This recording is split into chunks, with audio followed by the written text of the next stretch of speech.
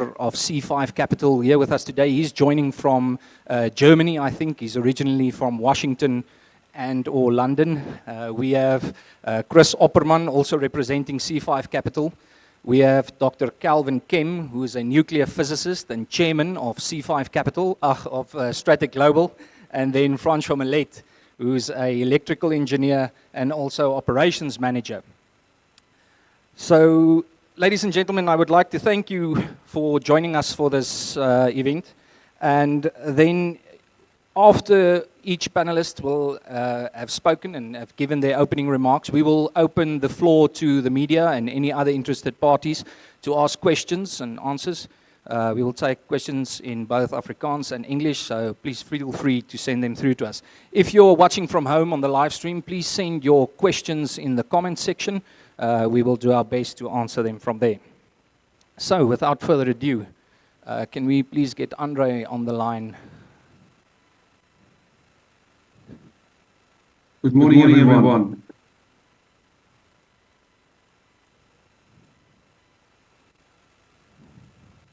Good morning, everyone. My name is Andre Pienaar. I'm the founder of C5 Capital, an investment firm, a venture capital firm based out of Washington, D.C. and London.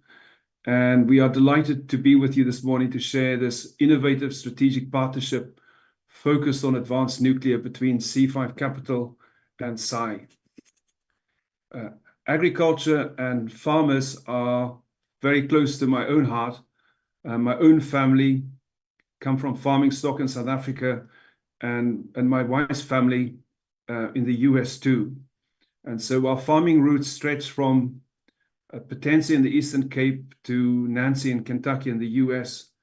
And in both our countries, in both the US and in South Africa, we are so grateful, and we have such a huge debt of gratitude to our farming communities and for their resilience, for the food that we can enjoy on our tables on a daily and a weekly basis.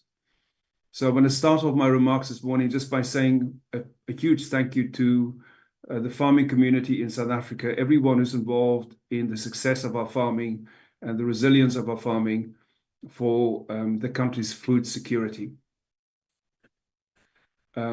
Leaders create the future, and Mandela once said that sometimes it's called upon a generation to be great.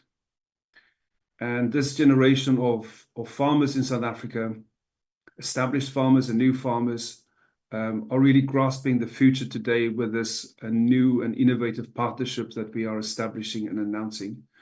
And I want to say a special word of thanks to Theo de Jager for taking this initiative and driving this initiative for positive change. As Francois mentioned, the International Atomic Energy Agency for some time now works with about 47 countries in Africa to apply nuclear science to agriculture. And the relationship between nuclear science and agriculture is a very well-established one.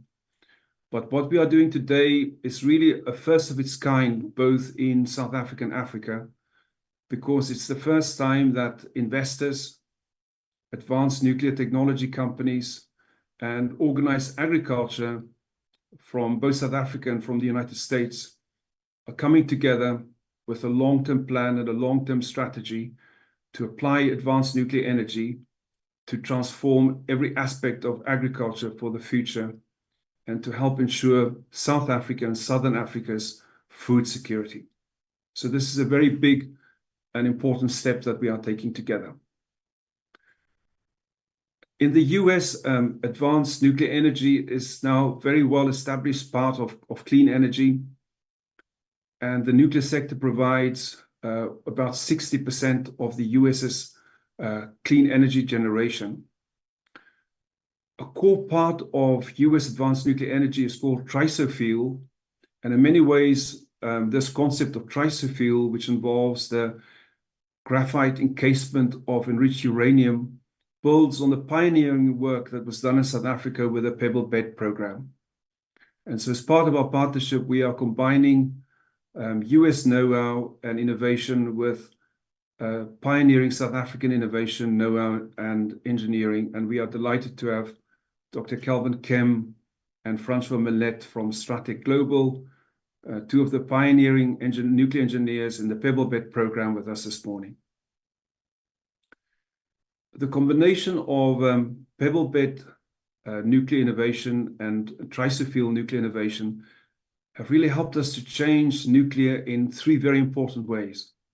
It has made nuclear reactors small and given us an ability to modularize them. So in the same way that we've seen computer technology moving from the huge old mainframe capital-intensive computers that we had in the 1950s and the 1960s in the previous century, and then moved to desktops and laptops, we are seeing nuclear reactors being transformed in a similar way, becoming smaller, modularized, and even mobile. And of course, we've had small modular nuclear reactors involved in the nuclear propulsion of both submarines and aircraft carriers in the military domain for a very long time. And this is now the civilian application of the same technology. The second very important change which Trisofuel and the Pebble technology have enabled is that it has made nuclear energy a very well-established clean source of energy that's supplementary and complementary to renewables. And finally, the third very important change, it has made it entirely safe, because this new generation of small modular nuclear reactors are entirely safe. There's no risk of nuclear proliferation, and these reactors are unable to melt down and shut themselves down automatically if there are any kinds of problems or issues with the reactor. These three very important innovations opens up new possibilities to partner advanced nuclear energy with agriculture. And the fact that it provides a scalable, always-on source of clean energy also underpins two of the other strongest drivers today in the global economy: the application of artificial intelligence and space technology. These two transformative areas of technology very much form part of this new strategic partnership that we are announcing today between C5 Capital and Saai. And their transformative applications, both for AI and space technology, will be applied alongside nuclear energy to help create jobs, transfer skills, and increase food security for South Africa and Southern Africa. Advanced nuclear energy can contribute to agriculture in a number of ways, and I just want to share 5 of them with you this morning. One, it provides a cost-effective and always-on available, scalable source of clean energy. One of the most important changes that small nuclear energy enables is that energy can now be provided directly to the off-taker rather than to have to go through the national grid. And I'll say more about that in a moment. A second area in which advanced nuclear can contribute to agriculture is the application of nuclear medicine for livestock health and resilience. And as you probably know, South Africa has been, for a very long time, one of the world leaders in the field of nuclear medicine, and perhaps Dr. Kem will say more about that in his remarks. But this medicine can also be applied for veterinary purposes and for livestock health and resilience. A third area are very many areas of scientific applications. This is a field of continuous innovation and experimentation. But so far, nuclear science have been applied very successfully by the International Atomic Energy Agency for drip irrigation, for soil and water management, and for resilient plant breeding across Africa. A fourth area of contribution that advanced nuclear energy can make, this is very much still in the future, but it's on the cusp, is a faster and more cost-effective route to the market, with maritime transport increasingly experimenting to use nuclear propulsion in the same way that nuclear submarines and aircrafts are using nuclear propulsion. This will open up whole new possibilities for maritime transport across the world and will enable farmers to get their products to market much faster. And the Port of Cape Town has huge potential for nuclear propulsion being applied to maritime transport for the future, and so has the Port of Saldanha. And then finally, a very important consideration, the security of our farming communities in South Africa and Southern Africa. And with the application of advanced nuclear energy, communities will become more resilient to attacks from predatory criminal gangs through the establishment of network security and a very reliable source of energy. So those are 5 ways in which we envisage advanced nuclear energy contributing to its agriculture for the long term in South Africa and Southern Africa. And to enable us to develop this strategy, I'm delighted to announce that we will be establishing in partnership with Saai an energy innovation laboratory in Cape Town in the Western Cape that will help us apply many of these new areas of energy application for agriculture, to bring some of the best technologies from the US and from across the world to South Africa, and some of the most exciting founders of these technologies and companies to build new partnerships and also to attract capital internationally and locally to find new energy solutions for the future of agriculture, sustainable agriculture, that's equitable and that provides for everyone for the long term, for the country and for the region. And so we are delighted to be with you this morning and delighted to have established this very exciting partnership with Saai, and we look forward to a fruitful and productive collaboration. Thank you very much. Thank you very much, Andre. Just from our side at Saai, we firmly believe that agriculture in South Africa is based on 2 legs. The first one is profitability, and the second one is sustainability. If we look at South African farmers, they are one of the best ranking in the world because we are able to provide a preferred product to the markets in Asia, the Americas, and Europe because we are competitive. And we are competitive because we are able to provide a quality product at a very competitive price. But with load shedding and this interrupted blackouts, farmers are not able to be competitive because it influences our profitability. There have been many farmers that have lost their farms due to this unpredictable blackouts rolling across the country, and we are not able to prepare for it because we don't know when it will strike and we don't know how long it will last. So for us it is important to ensure a consistent power supply throughout South Africa. Now, for us, this partnership, even though it is a long-term partnership and it is not immediate, this is a sustainable solution by the private sector. We have seen the losses that the poultry industry has suffered. We have seen the losses with irrigation. And it's not just with primary production. It's with the whole value chain, with cold storage, with any of the other issues that the stores or the harbors are having with being able to keep our products cool and have them delivered to their end market.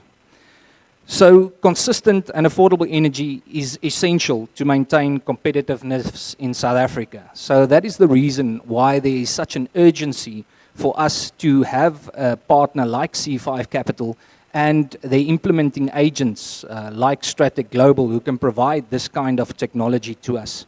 And I don't just see this as a solution for South Africa. First, it will be wonderful to have something that is located on a farmer's farm and he can provide to his local community without any infrastructure or energy lines being required. Because just imagine the type of wealth we can unlock in Africa if we are able to put down these pebble bed reactors and there is no further infrastructure need.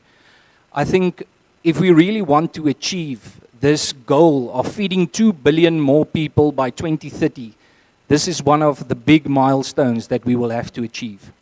So with that being said, I'm going to hand over to Chris Opperman. He's the operating partner for Africa and Middle East for C5 Capital.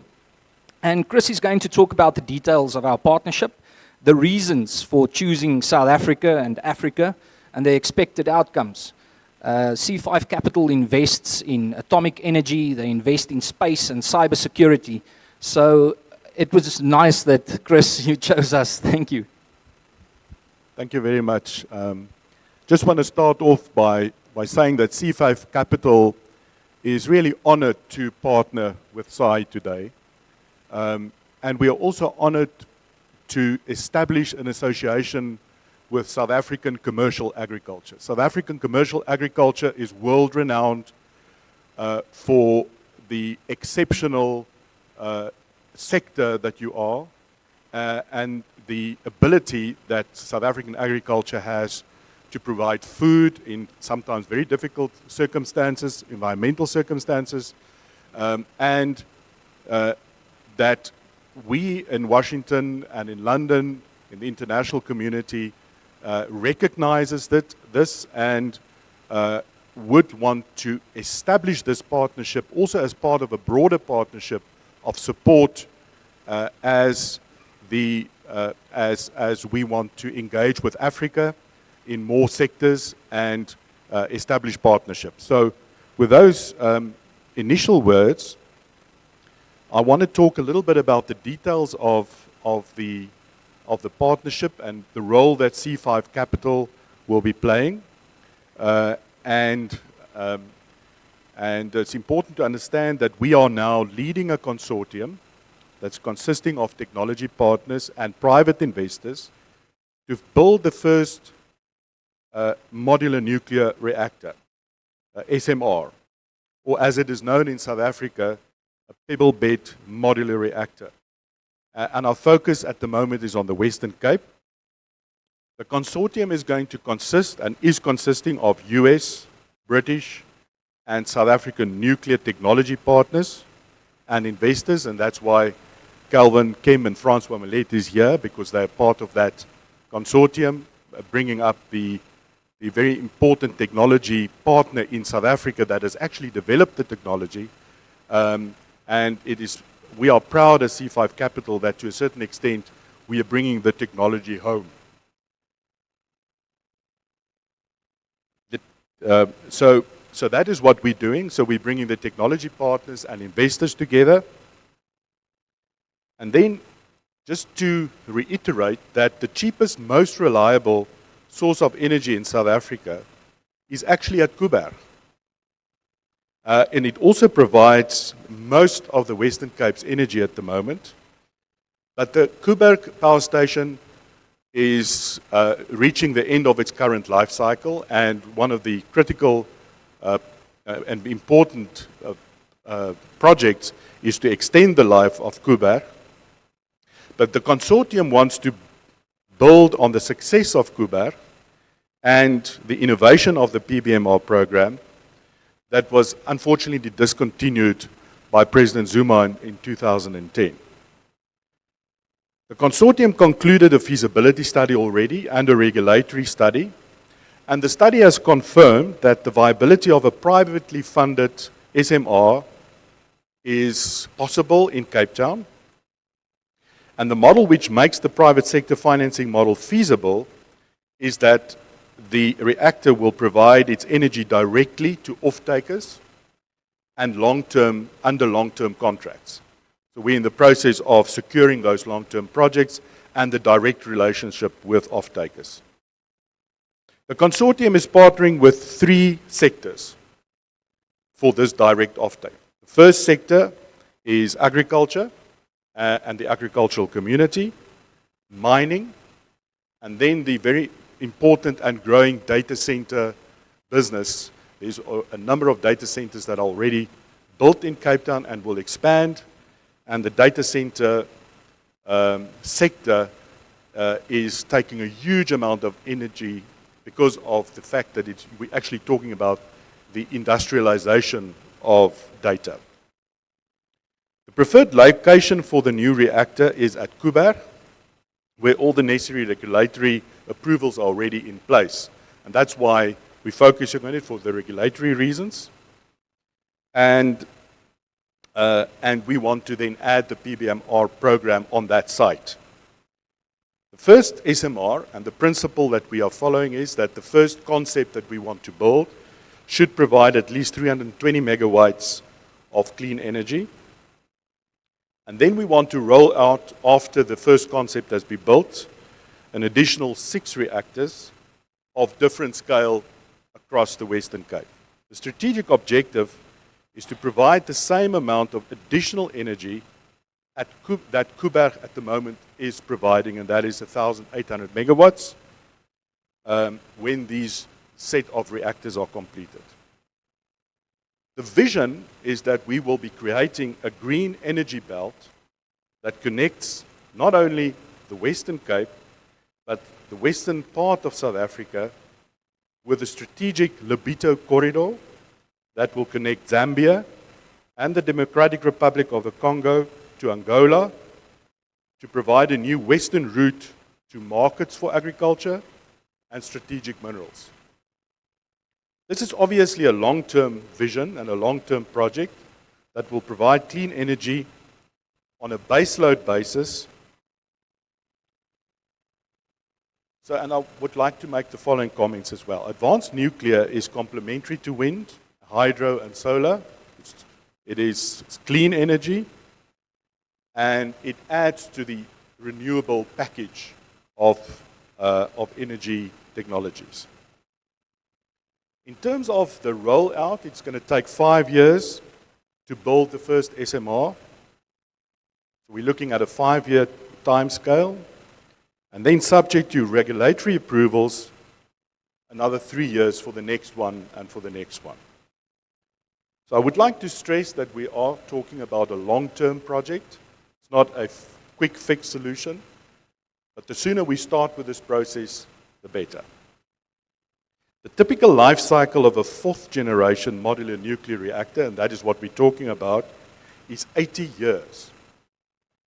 And the planning has to take the lifespan of the project into consideration. You can imagine for something to be in place for 80 years, you've got to make sure that you put all the plans and processes in place for that lifespan. The building cost of a SMR is 1% of the capital expenditure of the older legacy generation 3 reactors. So the cost of construction is coming down considerably, and that adds to the importance of this technology. South Africa's nuclear industry was one of the first in the world. It's the most established, one of the most established as well, one of the most advanced, because we were one of the leading countries in establishing nuclear technology. And so we are very proud of the sophisticated nature of the regulatory framework that we're working under. So we're not working in a country where the regulatory framework has to be established, it's well established, and we've got advanced regulatory authorities that we are working with. And then just finally, 5 work streams will be embarked upon. The first is the regulatory and permitting work stream, and we believe that the government will see the importance of rolling it out as fast as possible and will be working with us on that work stream. Secondly, the financing work stream. Then thirdly, the engineering work stream. There's an economic development study for job creation and economic growth that will include agriculture and the importance of agriculture as part of this package. And then finally, public outreach and education about advanced nuclear technology and the importance for the public to understand this is actually a very safe and very clean source of energy that has many applications. So with those words, over back to you. Thank you very much, Chris. I'm next going to ask Dr. Kelvin Kim to just discuss the historical context of this technology. We've been saying that this is a South African technology that's coming home, but I hope that Dr. Kim can just give us some context on how we got here, and then also just explain to the layman what is the difference between the HTMR 100 and current nuclear technology as we know it. Dr. Kim. Thank you. We are Stratic Global based in Pretoria, and we have designed the HTMR 100 reactor which we are ready to build now. It's interesting to note that South Africa was the first country in the world to start designing a commercial small modular reactor. At the time when people related to our team now gave presentations in Europe, and I myself gave presentations in London 30 years ago, people thought we were joking. And they said that type of reactor will never fly. You've got to go bigger and bigger. Now, all over the world, people are pursuing small modular reactor technology, and it was started in South Africa by our people. It started as a government project, which ran to a point at which it was then effectively cancelled or put on long-term hold. A private group took over and started to design a version of the original concept, and our version today is the HTMR100, and we are ready to build it. We need the finances, and we need to go ahead, and in this respect, we have been talking to C5 Capital for over a year now, and we have got some relationship signed up with them where they are looking for money to finance this. The money we're talking of is 9 billion rand to build the first reactor. And that is what's on the table. As the money starts to move, we will be employing more and more people. At the moment in the Pretoria area, we have somewhat over 100 people available, but we want to grow considerably more. They go daily to work. For approximately 2 years now, there's been rising interest around the world, and people are saying, good heavens, can South Africans actually do this? I've recently been to London and to Washington and spoken to various other people around the world, and the reaction is, you mean from Africa, they can actually do this? When they realize we're telling the truth, they're surprised. So we have this relationship with C5 Capital now. They're not the only ones. We also have another team from Europe, Koya Capital, and the Koya people will be arriving for their second visit in a fortnight's time. And there's yet another South African-based group that also have links into London, and they're also working along the same lines. And all parties have agreed to work together, and let's see what we can do. Because as you heard from Chris here, now we're talking not only about building the first reactor, but the potential right across Africa and the world. We actually have another company in Australia, of which I am the chief executive, and that is SMR Global Energy, registered in Australia, and we're getting considerable interest out of Australia as well, particularly areas like the mining community and so on. So there we stand. Now what are we talking about? We're talking about a small reactor which by International Atomic Energy Agency definition is less than 300 megawatts. But something that's particularly important is that you can put a standalone reactor anywhere you like. The big reactors that you see around the world now, such as Coburg near Cape Town, need the ocean for cooling purposes. 30 years ago, when the first South Africans sat down and said, what are we going to do? And I was part of that discussion. South Africa is large. If you look at the map, you'll be astounded. South Africa is the same size as the whole of Western Europe added together. We are now sitting in Pretoria.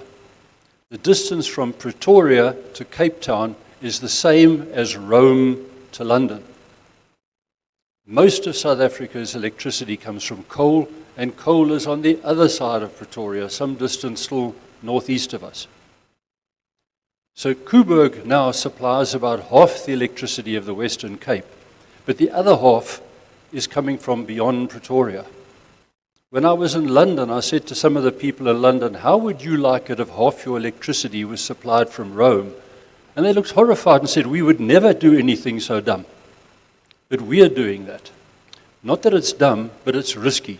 As the economy grows, to continue feed from the coal fields is not a strategic good idea. The answer is to have nuclear. So 30 years ago, we looked at this and said, you know what? We need to put it like where the gold mines are. We need to put them in other provinces. But there is no water. So we started designing a gas-cooled pebble bed reactor, which does not need a large body of water, and that is incredibly important. That means you can put our reactor anywhere you like. We've had inquiries from northern Canada in the ice and snow. We've been approached by royal families of the Middle East to put it in the desert, and various other African countries have contacted us, and other African countries have indicated to the International Atomic Energy Agency that they intend to follow a nuclear future. About a dozen African countries so far. They're all realizing that you need reliable 24 hours a day electricity to be able to run businesses. In the middle of last year, about a year ago or so, we started to get lots of approaches from the agricultural sector. People coming to us and say, look, I've got a farm over there, or I've got a canning operation, or this, that, and the other. And the more we spoke to them, the more we realized that these reactors are ideal for agricultural purposes. And that means you can run farms off them. Just this morning, a farmer sent me a message to say that he had a 400 kVA transformer on his farm. That's quite substantial. But then people are processing, and they're canning, and they're boxing, and they're transporting, and so on and so forth. And if you start to look at the wider implications of the electricity demand, you can have groups that have their own independent grid. You can have a grid around our HTMR 100, which is, say, 2 kilometers in diameter, or 5. It does not have to connect to the national grid. We've also found other countries in Africa coming to us and say, this is a blessing. We've got a mining operation, or we've got arable land, but it's 300, 400 kilometers away from the nearest power line. We don't have to worry about that now. You can have your own small grid wherever you like. And their eyes light up and they say, good heavens, a whole new world has opened up. We've had a huge approach from the mining community just recently from the mining indaba in Cape Town, where suddenly the mining people said, wow, we can go where we never thought we could go before with this type of supply. In years gone by in South Africa, Sasol was very interested. About half the coal that goes to Secunda is used to burn to produce the heat to take the other half and turn it into petrol, lipstick, boot polish, and face cream, the things that are made by Sasol. Imagine if they could take all the coal and turn it into those products by having heat directly from our nuclear reactor. We've been approached all over the world. We have a permanent office in France, and we have the company in Australia. And so we've found there's been a significant reach. Back here in South Africa as well, we were some months ago, in the middle of last year, approached by the province of Limpopo with a request for 8 reactors. And that initially took us by surprise until we started talking to them. And now that has gone quite far as well. They also are saying, how do we run agriculture, the industry, and the aspects in between? So we're quite far advanced with discussions with the province of Limpopo, and it's most pleasing to see what they're saying. So what happens with the reactor is its fuel also are balls about the size of a cricket ball. They're very robust. You can take one of these balls and throw it against a concrete floor and it'll just bounce. The normal fuel for a big reactor like Koeberg are metal assemblies 3.8 meters long. So that's quite substantial, and they are delicate. If you drop one of those half a meter, it'll be a write-off. And they cost millions of rands each. These balls have got little grains of uranium in them. The grains of uranium are about the size of sugar grains coated with multiple layers. It's a very high technology, that. And South Africa is world leader in developing this fuel. We have developed and manufactured this fuel not only for ourselves, but in the last 2 years we've been developing a variant of it for a company in the United States because they recognize that we can do it and they can't. So we have the whole value chain here at the moment. I'm also very pleased to say that we have government support. We've got a minister in charge of energy who realizes that nuclear is the future, and he's been supportive from the beginning. There are many countries around the world for the last couple of years who have had a very anti-nuclear government. We've also got a completely positive national nuclear regulator with the right attitude with whom we've been communicating. So we've got all the chess pieces on our board laid out very nicely. And what we've been needing is the finance. And this is where a number of these international financial people now have realized the potential that can come out of South Africa. I'm also proud to say that we are well respected in engineering around the world. And recently, when one of our people was in the Middle East, one of the high-level people there said, we really like South African engineers. They do what they say they're going to do, and they finish the job. And we will. Thank you. The man on the ground is Francois Millet. He's the operations director for Strategic Global, and he's also working on other nuclear projects around the world, and I think France at the moment. Francois is going to talk to us about the safety aspect. We know there's a huge concern, and if we always talk about nuclear, you think about the 3 Mile Islands and the Fukushimas and the Chernobyls. So Francois is going to talk about the safety aspect and what does this plant actually look like? Does it look like the pictures that we are represented here? If you had to explain this to a farmer where you are going to put up this reactor, explain to us what will it look like and what does implementation mean? How long does that take? What does it pertain? Good day.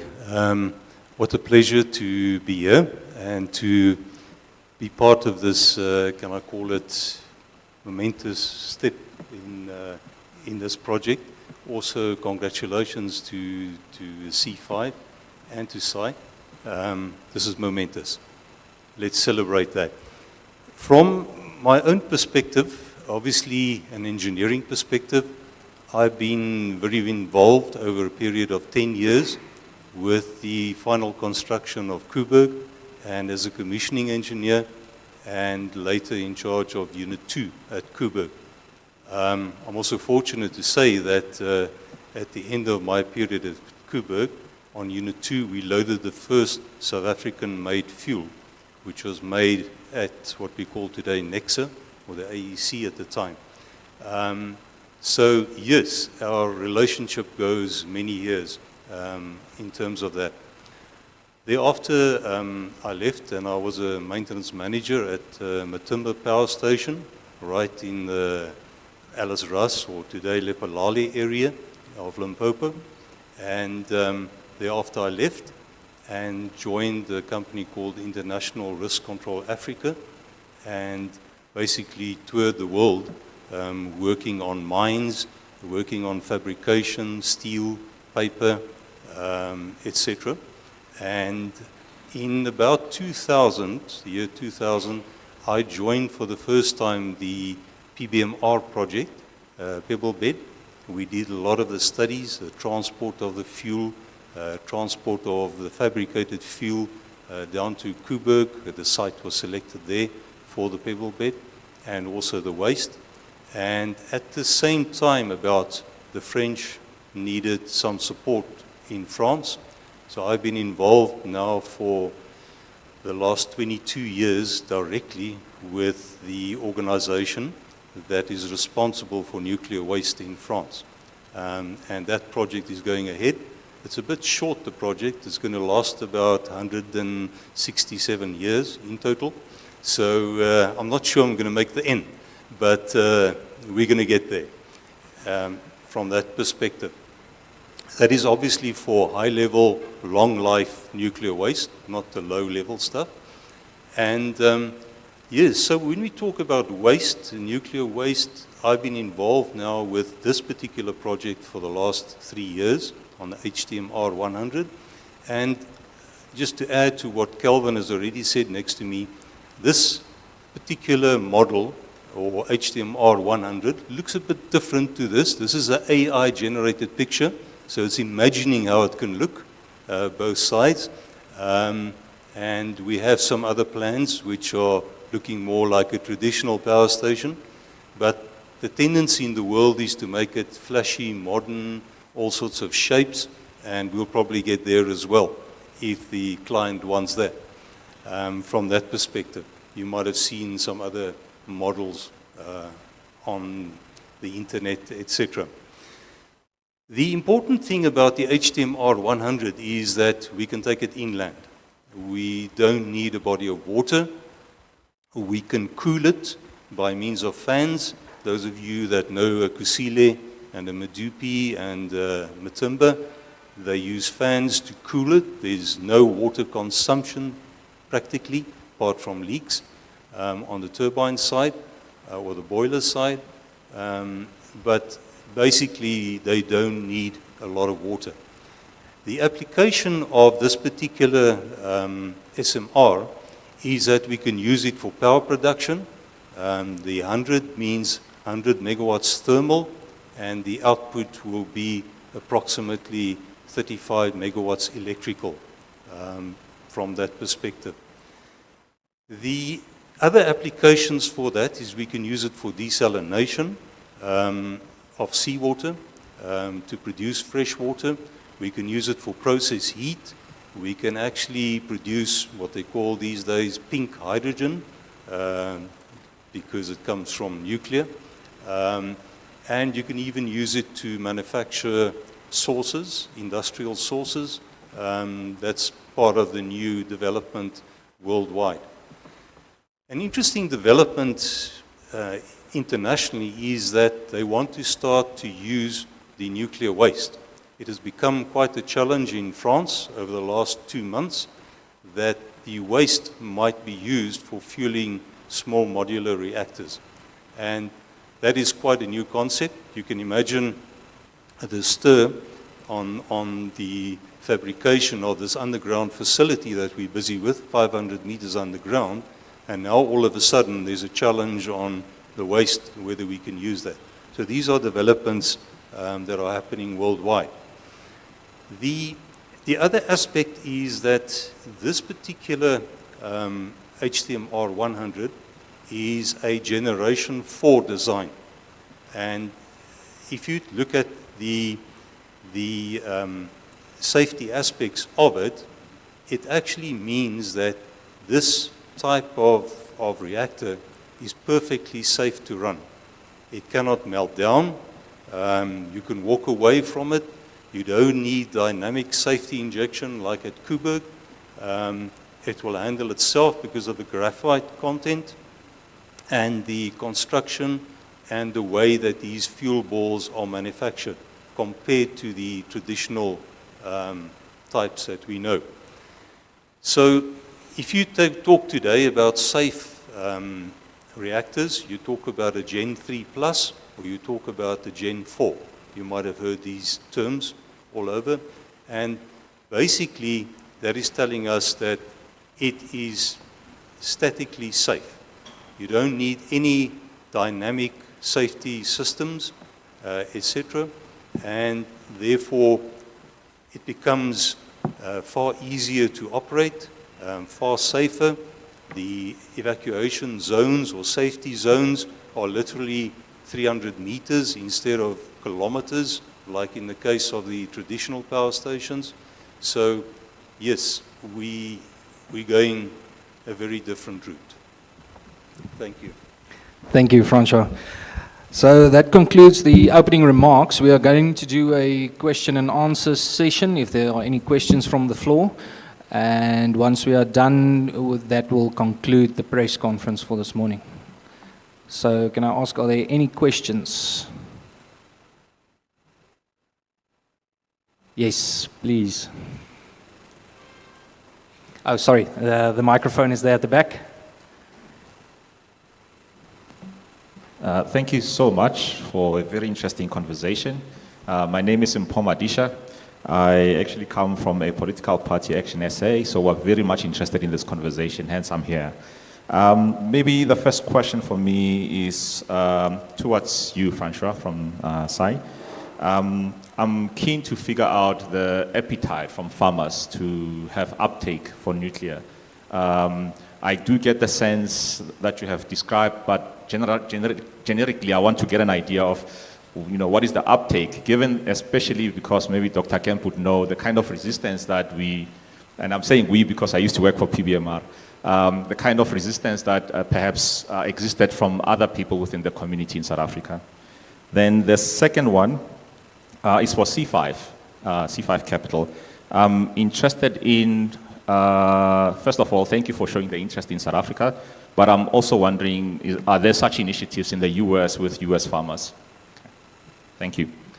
Thank you for your question. I think it's important to note that during this load shedding crisis, the blackouts caused the damage to farmers' income. I think the survey showed more than 56% of farmers lost due to their income, and more than 75% had to change their production practices because of that. Then I'm not talking about the farmers who actually lost their farm because they farmed into the negative, meaning that they made no profits anymore, and it was more profitable. Actually, it was just for survival reasons that they just stopped farming altogether because the cost of generating energy or electricity was just too high, and they did not have the capital to go into alternative energy. So I think, the farming community, like we said, it's with regards to profitability and sustainability. And if nuclear offers you profitability and it's sustainable over a long period of time, like 80 years, and I think Fransja told me last,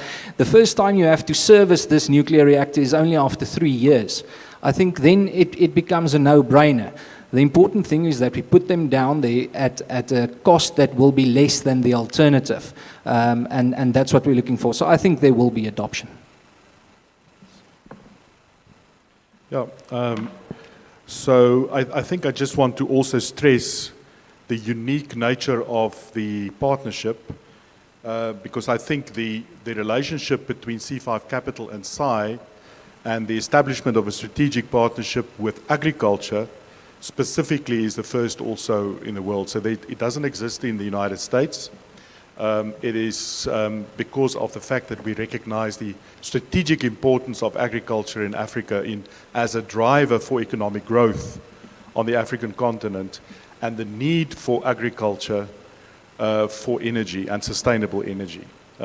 As you know, Africa is an energy-poor continent. It's supposedly an energy-rich continent, but most of the continent has an energy deficit, and that has a major implication for economic growth and for sustainability.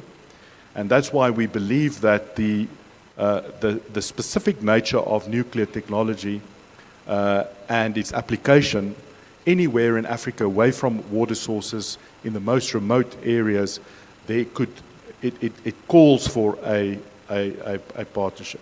With regard to the United States, I might just mention that we have an investment, C5 has an investment in X Energy, which is actually a company that is to a very large extent comprised of South African nuclear scientists that have taken the technology to the United States. They are getting massive support from the US government and is busy building or preparing to build a first concept in Washington State. Yes, so there is this application has found an application, and we have an investment in the United States. Thank you. Something I'd like to point out, which is very important, is nuclear power is not expensive.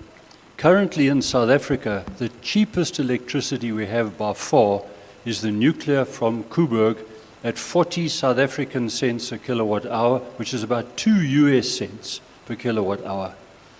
Unfortunately, over years, the anti-nuclear lobbies around the world have projected a false image that nuclear is incredibly expensive. And what they do is they tell you only the capital cost of the immediate construction. They do not take into account the life cycle. You would not go and buy a house if somebody said to you, look how expensive it is to buy a house. It's more than you earn per annum. You say, yes, but I've got a bond. My bond is paid off over 20 or 30 years. It's foolish to try and say, how do you pay for your house in 1 year? And that's the type of false image that's being projected. We have done possibly the best financial calculations in the world on our SMR, the HTMR 100. And it shows without a doubt that it's absolutely competitive with the prices of electricity in South Africa today, and worldwide for that matter, because we're cheap in comparison to the rest of the world. You have to do all the financial calculations correctly. Now, we are not in the slightest bit opposed to any wind and solar. In fact, one of our team members does a lot of solar power, and we're utterly supportive. But solar power, you get only about 3 hours or so straddling lunchtime, and earlier in the day and later in the day you get much less, and none at night. Wind you get randomly. We have absolutely no objection to people putting solar and wind solutions in. But our nuclear power is absolutely stable at 24 hours a day, and you never ever need to switch the nuclear reactor off. It is just continuously fed with fuel balls, and it effectively will run forever. You will have to turn it off from time to time because legislation will tell you you have to stop and do certain checks, just like aeroplanes every so many flying hours, so many engine hours, by law are required to undergo a check. But our reactor never switches off. So it's very important to note that we are complementary to many other sources. We have got our 100 megawatt HTMR 100 at the moment. We also have designed a much smaller reactor called the AMR, the Advanced Modular Reactor, which has a 3.3 megawatts of electricity output, and that reactor will basically fit in the back of a furniture removal van and you can move it around. That's yet another concept in the collection. And it's good to go for very many years. Coburg right now is 40 years old now. In fact, it was just a couple of days ago that they celebrated the 40th anniversary of the first ignition of the reactor, and it's good to go now for another 40 years. So take that into account. Thank you. Okay, thank you. Thank you to all the questions online. We're just going to finish on the floor and then we'll go to your questions. Please keep sending them in. We really appreciate it. Yes, sir. Thank you. Rear Admiral Higgs, South African Navy, retired. A comment and then something directed at Dr. Kem, which perhaps in a way you've already partially answered just with your last statement. But something to bear in mind is that a lot of the commercial nuclear stuff was born in the Navy. It was born because submarines needed to go under the water for months and months. And so that's how the whole nuclear concept was harnessed 5 decades, 7 decades back, and has developed a lot. And there are lots of retired naval officers who've got qualifications in the nuclear field who post their Navy careers move into the nuclear sector. But the question which I wanted to direct to Dr. Kem is a ship's life generally is designed for 30 or perhaps 40 years with an extension. You're really pushing it for 50 years. Coburg, as you said, is now 40 years old, and you're looking at another 40 years. The question is, what makes you confidently say, you can say a design life of this is 80 years? What gives you that confidence where de facto you'll never be put to the test because our generation won't be there? But this is fundamental for people to embrace what we are now, what you're talking about. Thank you. That's a good question. People look at things like the wind and solar and say, look, this is all advanced technology that's been produced in the last few years. Very true. There have been massive advances in wind and solar, but so have there been in nuclear. We find it odd that people think that somehow all of nuclear froze in 1970. Not at all. There's been massive advantages in nuclear. The current generation in the world of most of the operating reactors, of which there are over 400, is what's known as Generation 2, from earlier Generation 2s to later Generation 2s. They've moved into Generation 3s, which are the modern ones, big ones on the coastlines that are being built, and then a later version of that, which is known as 3+. Our reactor is a Generation 4, and the amount of physics and so on that's gone into this now is massive. One of the huge philosophical changes that took place when Generation 4 came about is to make a decision that you put the laws of physics on your side. So if something starts to go wrong, natural gravity will cause things to fall in such a way that it will switch itself off. A problem with Chernobyl, for example, was that the physics was such that when the thing started to run out of control, you had to do something actively to contain it, which they did not do in time. Similarly with Fukushima, they had to do active measures which they did not do in time. Our reactor doesn't need any of that. If the worst of the worst happens, all you do is walk down the road and go and have a cup of coffee and have a chat, and over the next 5 or 6 days, the reactor will switch itself off. So it's very safe. We've done huge simulations, we've built various sub-assemblies and various things that have been tested, and all indications are that we have no problem for, say, 80 years. The current reactors were all designed for 40 years around the world, That's why Coburg is this year in its 40th year undergoing a license renewal. That's only because the law requires it.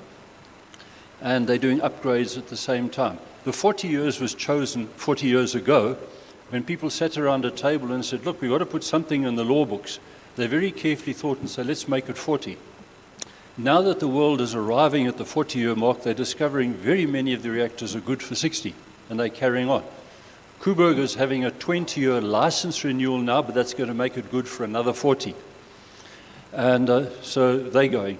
So we've got every confidence in saying we're confident that our reactors will last for 80, although we're saying 60 as far as the documentation goes, but we're confident that we'll exceed that.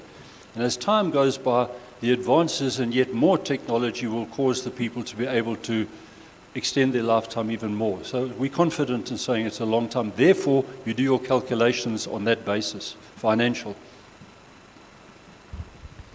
Thank you. Question over there. Thank you, Chairperson. This is such a heavy discussion. Let me start off by saying if the Admiral says he will not be here in 40 years, speak for yourself, sir. You know. Secondly, I'm glad that my friend over there already declared his political views. So let me also declare my political views. I'm representing the F.W. de Klerk Foundation.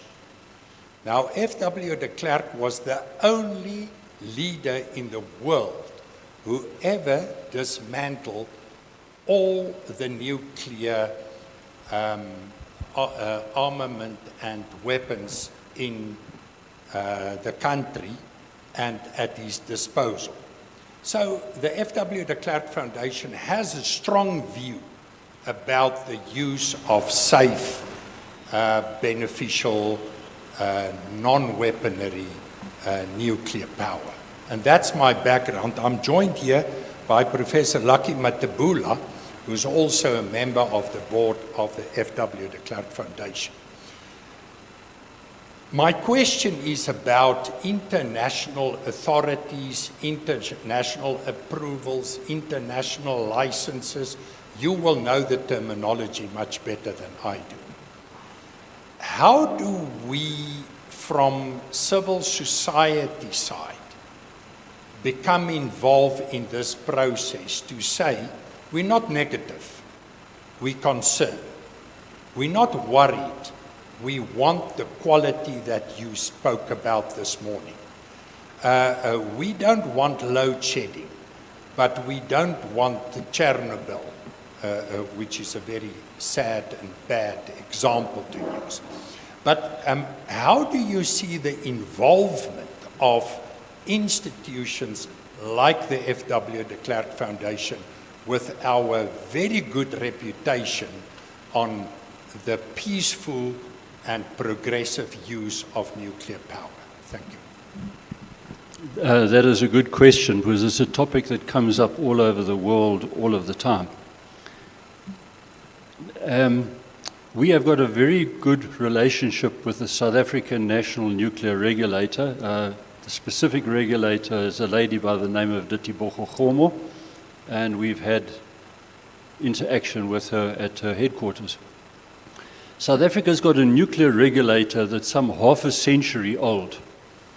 We find, again, a number of the first world countries come along to us in a naive sort of way and say, you know, you've got to get a nuclear regulator. And generally you say, ours is older than yours. We've got a substantial regulator here that's highly competent and is very well aware and was involved with the pebble bed program development from 30 years ago.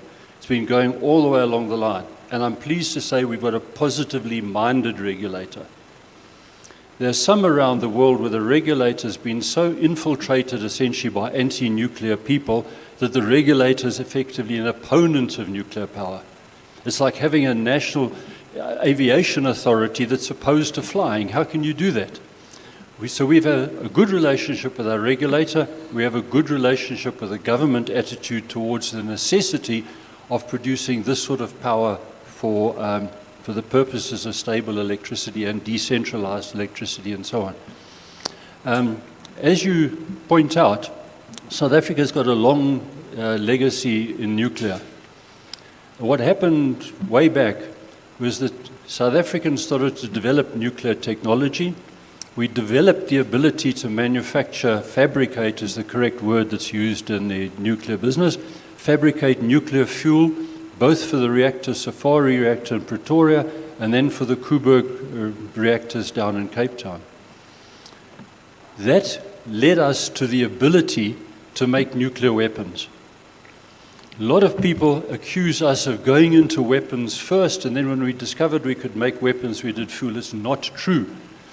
We did the developments for the enrichment of the uranium for the fuel first.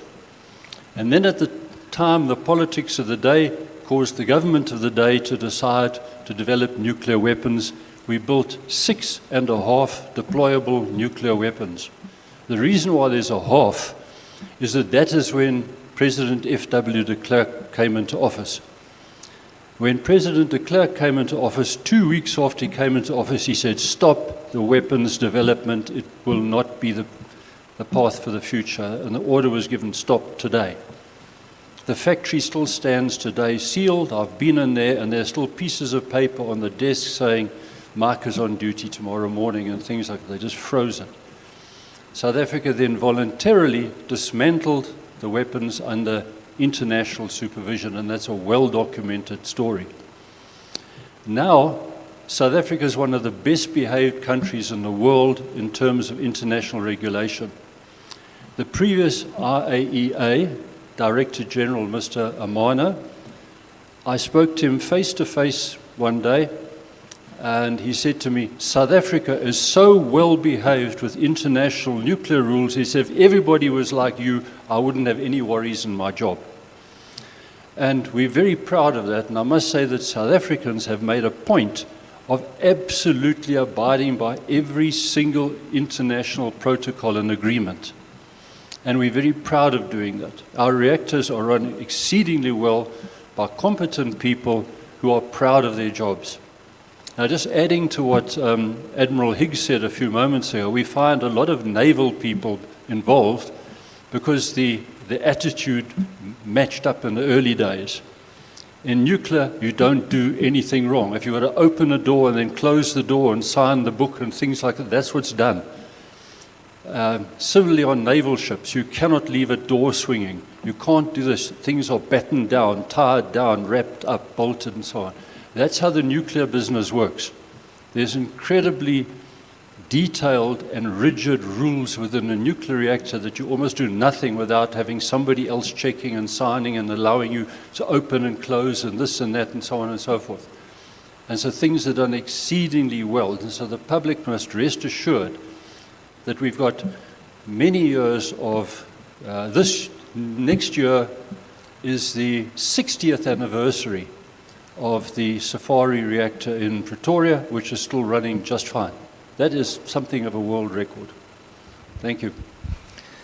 Thank you, Dr. Kim. Is there any other questions? Yes, please. Andre, first you, and then the gentleman in front of you, please. Okay, so Dr. Calvin, just quickly, I think these two questions go more or less hand in hand. Generating power is one thing. The distribution component of that, how do you solve that long term? But also then coming back to what you said, the smallest mobile reactor, which gives 3.3 megawatt. That's something that as a farmer or as a group of farmers in an area, especially in irrigation, which sounds that's feasible that you can really look at. How does the price compare in terms of if you compare that to, let's say, a similar type of output solar plant and so forth, and then just the distribution piece, how that fits onto it? Okay, the one huge advantage of our HTMR 100 reactor is that it can have its own independent grid. The laws in South Africa related to how much power you can produce independently are not just the government trying to be an obstruction. It's because you cannot have anybody just pushing any sorts of electricity into the national system because you can get dirty electricity, so to speak. You wouldn't allow anybody to produce their own water and add it to the municipal water stream. You'd have to have it very carefully checked It's the same with electricity. Electricity can't have any jerks and bumps and so on, so to speak. However, if you have your own reactor, you have your own independent grid which does not connect into anybody else's pulses and so on that might come down the line. So our nuclear reactors now can be owned by a state, they can be owned by a province, they can be owned by a city, they can be owned by private companies, such as a mining group or an agricultural grouping. So you can decide to put one somewhere. Our discussions with Limpopo at the moment are that they want 2 groups of 4 in the 2 special economic zones, which can then be distributed. We're busy embarking on a project to look into exactly what they can do with each of these clusters. But that is the type of thing that can be done. The physics of thermodynamics tells you that if you get heat output, like in our case of 100 megawatts, that can be used for process heat. It means you take the heat as is and you feed it straight into like a Sasol process or straight into some process that needs heat. The physics laws tell you that if you turn the heat into electricity, you get about 1/3 out. So we produce 35 megawatts for one reactor, but typically you'd want to cluster 4 together. The smaller one, the AMR, is 10 megawatts of heat, which will give you 3.3 of electricity. So a farming operation, for example, if it wants the electricity, it can take the electricity. If they decide they want to do something where they want to use the heat directly, you can route the heat out in the form of hot gas or hot steam and take it straight into something that's baking or whatever the case might be. And so there are all of those options. And so the opportunities now in an agricultural sense are for groupings of people to say, what can we do? The electricity price at the moment is coming out around about R1, which is what it's costing for the coal and so on. And so we've, right from day one, when the people sat down with their first piece of paper and started to design the first pebble bed reactor, one of the design criteria, it can't be more expensive than what we've got now. That stands to reason. And we find anti-nuclear enthusiasts, the crazy extreme greens, and this Sandal Brigade really needs to pull their socks up.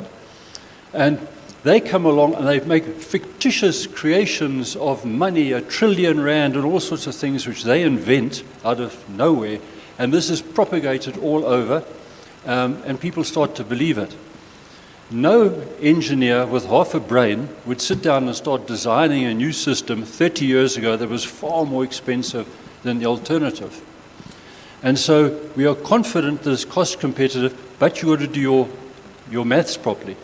Right now in our newspapers, we've heard talk of 14,000 kilometers of extra transmission line that has to be built in South Africa so that we can go to the Northern Cape and fetch the solar power and bring it all the way down to the Johannesburg area. That 14,000 kilometers of transmission line costs a lot more than a few of our reactors. But nobody's saying that 14,000 kilometers of transmission line must be added on to the cost of solar. So you get false stories that solar costs only what it costs them at lunchtime at their front gate, which is not the case. You want to know, what are you going to be paying 24 hours a day for reliable electricity? And so you've got to do it honestly and not be found to be falling into the distorted picture of the anti-nuclear lobby. I'm confident that we've done all our homework properly, and we welcome discussion. We've had lots of inquiries from all sorts of farmers and people in the agriculture business from one side of the country to the other, and it's been quite an eye-opener to us, the magnitude of the need. Thanks, Andre. Next question. Good morning, ladies and gentlemen. My name is David. I'm the head of the Economic and Commercial section of the Embassy of the Czech Republic. So I just wanted a very short context why I think this is very important, and for us it's very encouraging to hear all of you to speak about nuclear power. Czech Republic generates about 40% of its electricity from nuclear. Just like South Africa, we rely heavily on fossil fuels, but unlike South Africa, we don't have the endless sunshine and windy coastline and all that. So for our sort of future energetic sort of availability, nuclear is definitely something of utmost importance. Otherwise, we're going to be reliant and dependent on someone else in the future. So this is more of an expression of support, even on the international level. We have extensive research in that arena, like you are. Our ambassador recently visited your Pelindaba facility. I was very impressed. A lot is going on there, and I think a lot can happen. I would not go to the questions, although I'm very interested to learn more about the regulatory. I work on very large concentrated solar power projects with our companies at the moment. You mentioned, Doctor, about 9 billion rand it takes to, well, which is pretty much on par with 300 megawatts of solar and storage, etc. So it's very interesting. But I would perhaps leave that for afterwards. But all in all, I think there is a huge room for cooperation, and I think it's crucial because we faced our own sort of the Chernobyl was on our doorstep when it happened, and it was raining on us, you know. So I understand there's been a lot of that. There's been a lot of push from our surrounding countries not to expand further. Yet for us now to double our capacity when it comes to nuclear power is the only way to go forward. So, thank you. So I just want to say from C5 Capital's side, thank you very much for those comments. And coming from the Czech Republic, the importance of international cooperation and of the development of international relations on nuclear cooperation, I think, is extremely important. And we need to take hands to convey a message to the public and to the international community that for us to move to a net zero carbon emission future, the only viable solution in terms of baseload power is going to be nuclear. So nuclear is going to play a very, very important role. And so thank you for those comments. I think the importance of international cooperation is well regarded. Also, the outreach in terms of the building of our consortium of international players on the funding side. So be very interested to talk to you about that. I just want to make another comment with regard to the F.W. de Klerk Foundation. Also to say that civil society has a very important role to play in educating the public about the importance of and the role of nuclear technology and to be a conduit for the right messages of the rightful use of nuclear power. And I just also then finally want to support Calvin Kem's assertion that we must understand that nuclear power has changed and evolved fundamentally from what is in some people's minds about nuclear energy. To the same extent as you've had a revolution in the digital space and the computing space where computers were developed by governments, were mainframes, were huge investments and only benefited a few. You've got now the fact that the technology is mobile, is used by the private sector, it's private funded, and the same thing has happened with nuclear energy. So nuclear energy is not big, huge, old power stations that are built by governments. It is now in the hands of the private sector. The private is very nimble, it is mobile, it is now applicable and user-friendly. And that's the point that we would want to make, is that it is going to play a very important role for in the future for public use. Thank you, Chris. There's a question in front. May I just make a comment before that, please? The gentleman from the Czech Republic raised an interesting point. On the 2nd of February of 2022, the European Union declared nuclear to be green. And that meant a whole lot of funding blocks that had previously been in place were removed. That information has been largely suppressed as well, but nuclear is now officially green as declared by the EU, and therefore it opens up all sorts of funding routes where the funding has to be green to satisfy various criteria. I'm aware of the fact that the Czech Republic has illustrated to what degree they use nuclear, 40% nuclear.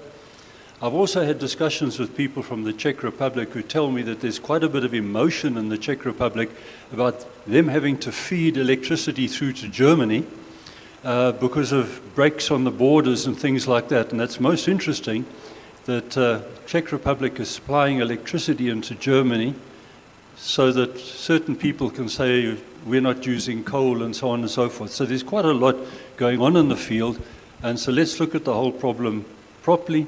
And there are a number of European countries that have approached us to say, you fellows seem to have a solution, and we're talking to a number of them at the moment. Thank you. Question in front. Yeah, my name is Lionel Tricado. I'm from a company called Lucedi. So I might know Francois from quite a while back.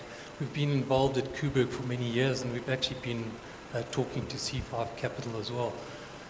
My question is the HTMR 100. Is that a development from the pebble bed, the South African pebble bed, and you've developed that further?